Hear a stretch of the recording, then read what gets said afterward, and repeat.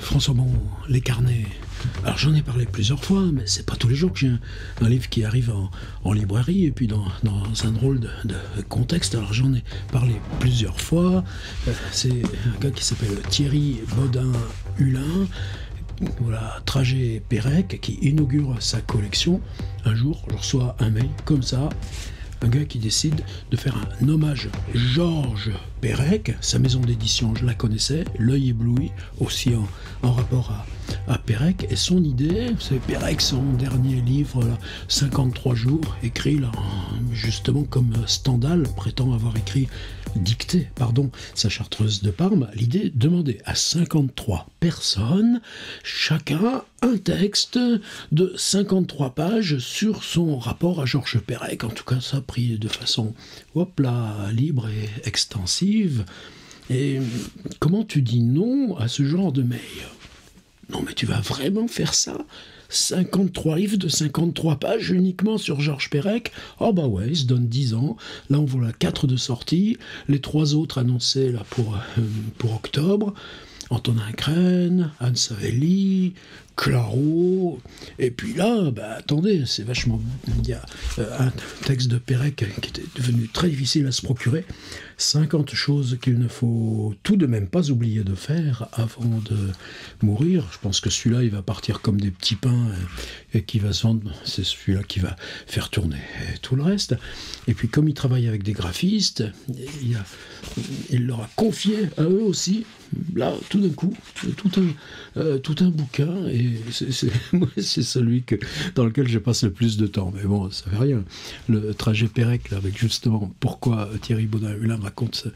Alors, évidemment, moi je lui ai dit tout de suite, quand on reçoit des mails comme ça, franchement, comment on pourrait dire non? Et c'est parti. Et là, moi j'avance ma petite carte silencieuse, venimeuse. On dit, c'est pas que j'ai trop le choix. En fait, je l'aurais le choix. Par exemple, depuis que j'ai fini là. L'espace commence ainsi, qui est une phrase prise au tout début de Espèce d'espace. Espèce d'espace, j'en ai 3, mais encore, j'ai même pas mon premier, le plus vieux, c'est un livre, il s'use, il s'abîme. Enfin, en tout cas, je l'ai toujours eu depuis 1980 sur ma table de travail. C'est inépuisable. Et vraiment, j'assume. Mais là, depuis un an, j'ai beaucoup de choses aussi qui me reviennent sur la vie mode d'emploi. C'est pas grave. Thierry Bodin-Hulin, je lui dis, tu sais, moi, ça fait 40 ans que Espèce d'espace, et il y a plein de choses qui me paraissent là, soit énigmatiques, soit saugrenues, soit paradoxales. Alors, j'en ai fait la liste. Par exemple, dans le chapitre là sur l'appartement, tu as une section sur les portes, et il n'y a pas de section sur les fenêtres. Il y a une page sur ce qu'on pourrait écrire avec ou dans les escaliers, mais juste il y a 3-4 lignes sur ce qu'on pourrait faire avec les escaliers. Ensuite, tu vois, elle est là, il laisse la page blanche. On devrait apprendre à vivre davantage dans les escaliers, mais comment? Et t'as le seul blanc du livre qui arrive là. Et c'est pas fini. Par exemple, tu vas découvrir une ville étrangère. Il atterrit à Londres. De Londres, le bus l'emporte vers Londres Centre. Et il a ce truc sensationnel que c'est la première fois que tu vois une ville étrangère, tu gamberges beaucoup plus que... et tu piges beaucoup plus que finalement les 8 jours où tu vas être à visiter les musées, arpenter, etc., etc. Mais ce qu'on voit d'avion ou pas, non, il n'en parle pas. Et on apprend même plus tard que dans le lieu, par exemple, un énorme travail de lieu qui commence là aussi dans l'espèce d'espace. Les lieux notent sur un travail en cours en 1969, j'ai choisi dans Paris 12 lieux, des rues, des places, des carrefours, un passage, ou bien dans lesquels j'avais vécu, ou bien auxquels me rattachaient des souvenirs particuliers. J'ai entrepris de faire chaque mois la description de 2 de ces lieux. L'une de ces descriptions se fait sur le lieu même, se veut le plus neutre possible, etc.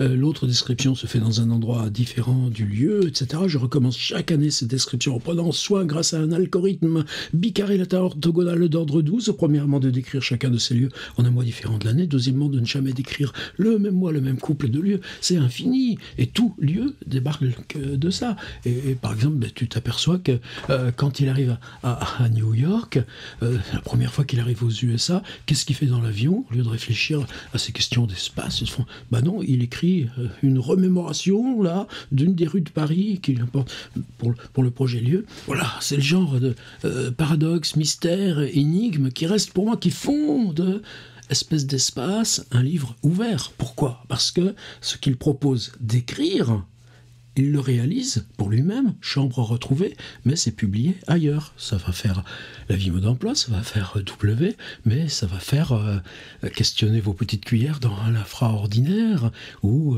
les chambres retrouvées dans Pensée classée.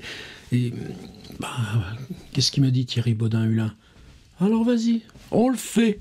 Et c'est comme ça qu'un an après, là tu vois, j'ai pas un livre, j'en ai 6.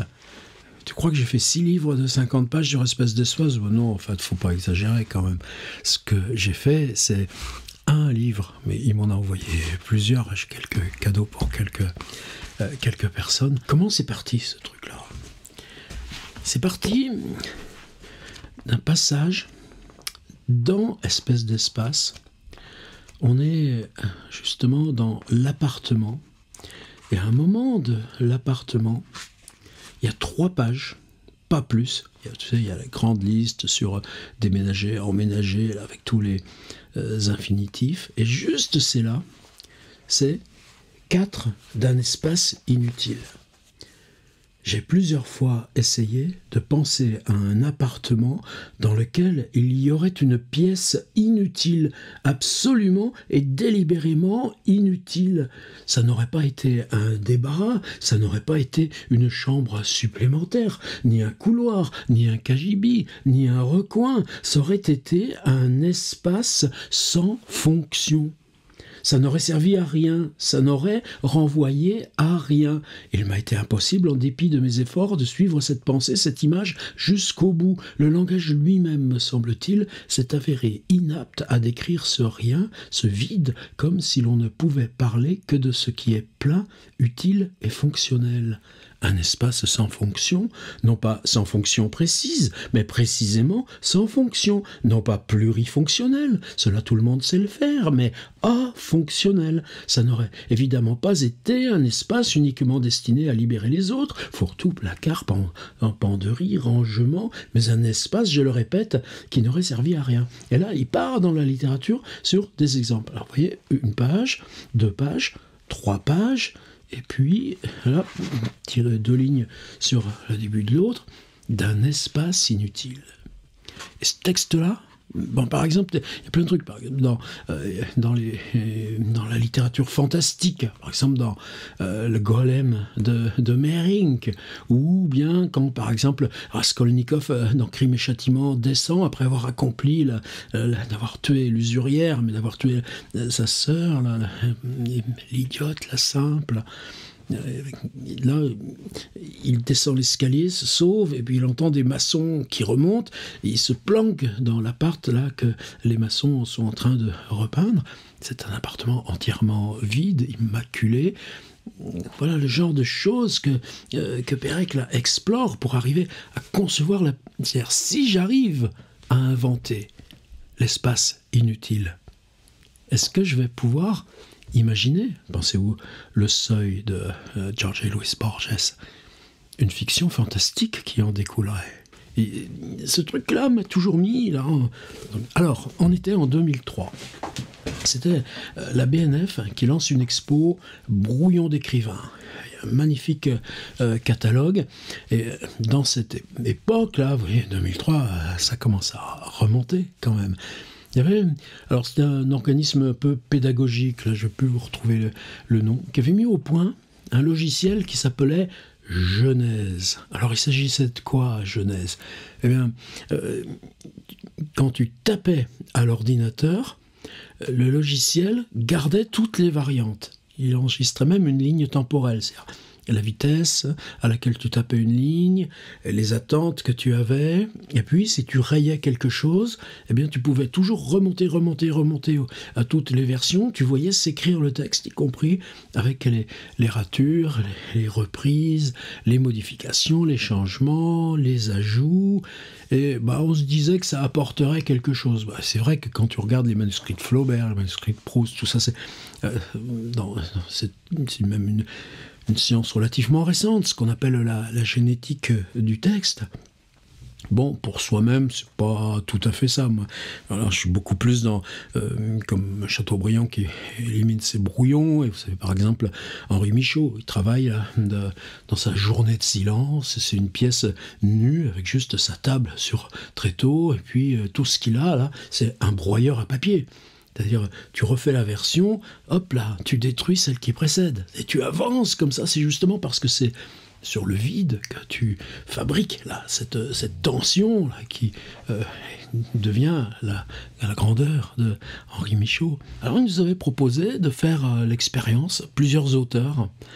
Je crois qu'Echnoz l'avait faite, parce qu'en tout cas, Emmanuel Carrère, on était plusieurs, il y avait Linda Lay, je ne sais pas s'ils avaient tous fait Genèse, mais en tout cas, on était tous, je nous revois là dans la grande salle Richelieu de la BN, on fait des interviews audio, et je les ai mis en ligne cet été, là, sur cette même page des carnets. Si vous descendez sur la page d'accueil, rencontre avec des écrivains remarquables, elles y sont les petites vidéos, dont celle avec Michel Chailloux. En tout cas, je me rappelle que moi j'avais dit oui, mais j'avais déjà un petit Mac à l'époque. Je crois que c'était soit les petits Mac blancs, carrés, là, ou soit déjà les petits Mac coquillages. En tout cas, je travaillais évidemment sur un Mac portable, et pour moi, il y a cette relation là avec le toucher de la machine, le toucher du clavier, le confort de l'écran, ça compte. C'est un instrument de musique, l'ordi. Et puis, non, il fallait travailler sur un IBM, tu sais, un IBM ThinkPad, là, avec même la petite touche rouge au milieu du clavier. J'ai jamais compris à quoi ça servait, mais je la revois encore, cette petite touche au milieu d'un espace inutile. Là, c'était d'un bouton inutile. Puis, je n'aimais pas le clavier, je n'aimais pas l'écran, mais enfin bon, c'était lourd.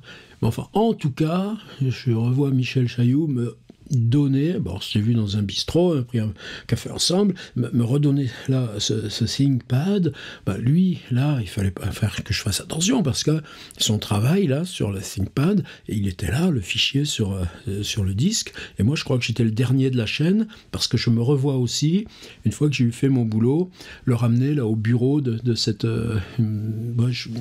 franchement, je me rappelle plus, je sais que c'était une revue qui était associée, là, au CRDP de l'éducation nationale, enfin, en tout cas, on était dans un univers là, de pédagogique et numérique, et je me revois là, rentrer chez un bureau un peu désordonné comme tous les bureaux de ce genre de choses, et leur amener la machine, voilà, ça y est, c'est dedans. Et qu'est-ce que j'ai fait dedans? Eh bien, mon idée, et pourtant...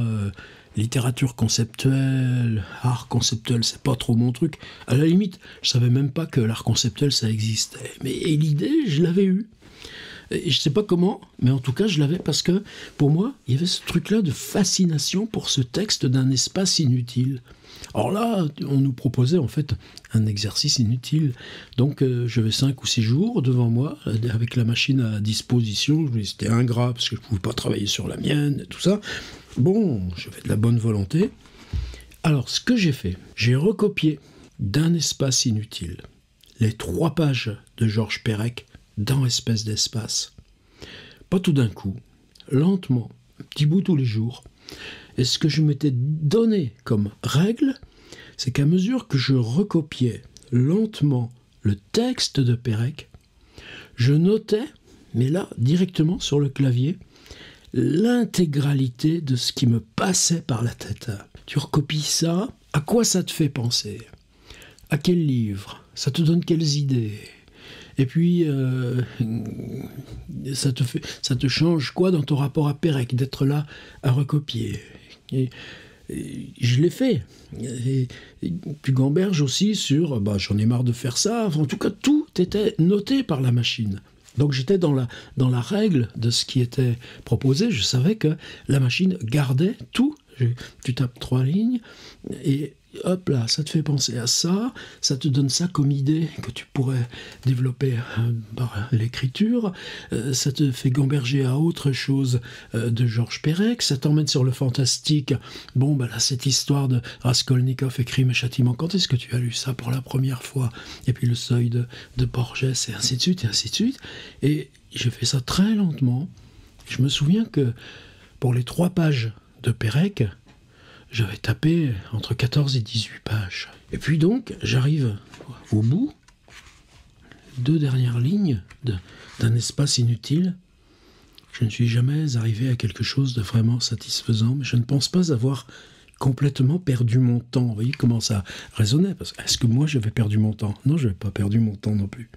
En essayant de franchir cette limite improbable, à travers cet effort, il me semble qu'il transparaît quelque chose qui pourrait être un statut de l'habitable. Hable, probable. J'arrive là, j'avais 18 pages, et là, j'ai commencé de supprimer, en revenant en arrière, tout ce qui n'était pas le texte. Évidemment, je voyais tout sur l'écran, je voyais tout ce que j'avais écrit, donc le texte de Perec et tout ce qui me passait là, ça partait dans tous les sens. Et la ligne de temps, elle s'inversait. C'est-à-dire que des 18 pages, je rayais en partant de la fin. Et puis, je suis revenu jusqu'au début du texte. Donc la toute première ouverture d'un espace inutile, j'avais recopié le titre, d'un espace inutile, j'ai plusieurs fois essayé de penser à un appartement dans lequel... Et comme j'avais tout rayé, qu'est-ce qui me restait sur la machine? Il me restait 3 pages qui étaient strictement et exactement le texte de Georges Perec. Alors évidemment, pour moi, il y a, justement, je pense que j'en avais parlé aussi, tu sais, Pierre Ménard, cette première histoire de fiction, enfin merde, c'est quand on est dans le génie total, ce pauvre Borges, myope comme bien plus que nous tous réunis, là, qui trouve son bonheur pour échapper à son boulot de bibliothécaire, là, d'écrire des critiques de livres, et puis en remontant chez lui, quoi, il a 30 balais, et il se prend paf là, une fenêtre dans la tête là, dans l'escalier, et pendant 3 semaines il est là avec de la fièvre, du délire et une infection, tout finit par se guérir, et là il est là, est-ce que je serais encore capable d'écrire une critique de livre?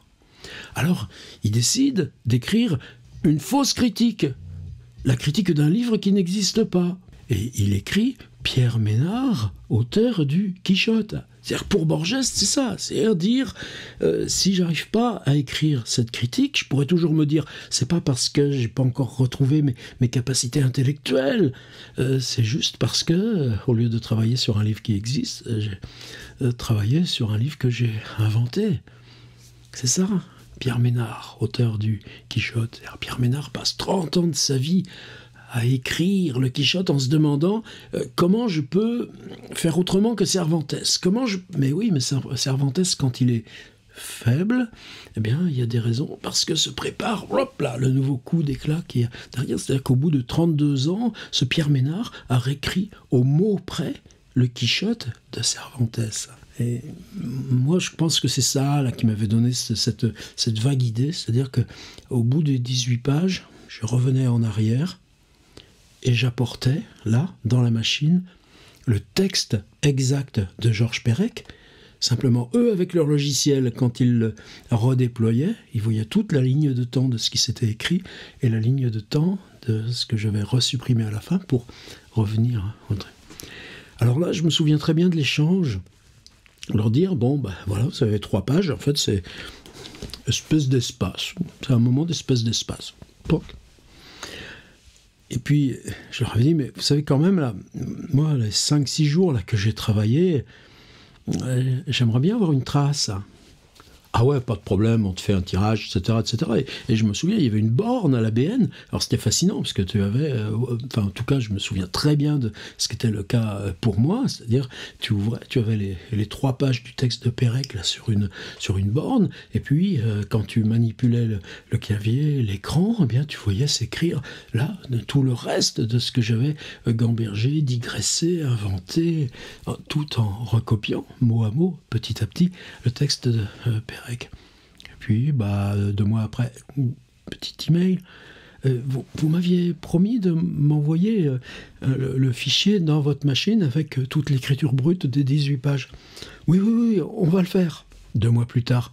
Ça vous ferait rien? J'aimerais bien relire ce que j'avais écrit, là, les 18... Oui, on va s'en occuper. Et j'ai jamais eu ce texte.